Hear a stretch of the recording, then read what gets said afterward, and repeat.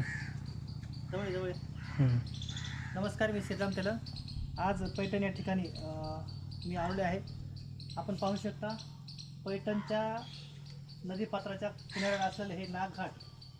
यापूर्वी बऱ्याच वेळा भेट दिली पण मला माहिती नव्हतं. पण या ठिकाणी मी बोर्ड वाचला आणि समजलं की संत ज्ञानेश्वर महाराजांनी रेड्यामुखी वेद वदविला, जे आपण ऐकले आणि पाहिले सोशल मीडियाच्या माध्यमातून, टी व्ही सिरियलच्या माध्यमातून पाहिले.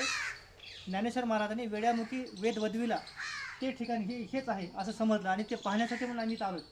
परंतु आम्ही पाहतोय तिथे बाण दाखवला आहे, रेड्यामुखी वेद वदविला, वेदवदीचे ठिकाण. म्हणजे इकडे कुठेतरी ठिकाण आहे ते, पण आपल्याला माहिती नाही. इथं जर कोणी भेटलं तर आपण त्यांना हे विचारूया की नेमकं कोणतं ठिकाण आहे ते.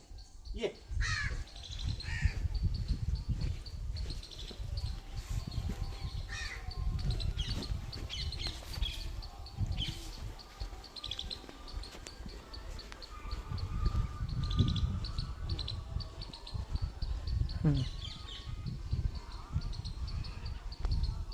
आपण पाहू शकता इथे बोर्ड लावला आहे आणि हेच ते ठिकाण आहे असं वाटतंय. या ठिकाणी ज्ञानेश्वर महाराजांनी वयाच्या 12व्या वर्षी शके 1209 इसवी सन 1287 माघ शुद्ध वसंत पंचमीच्या म्हणजे शुक्रवारी रेड्यामुखी वेद वदविले.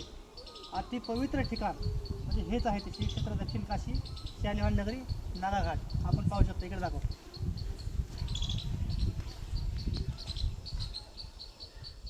या ठिकाणी इंद्रेश्वर महादेव मंदिर आहे.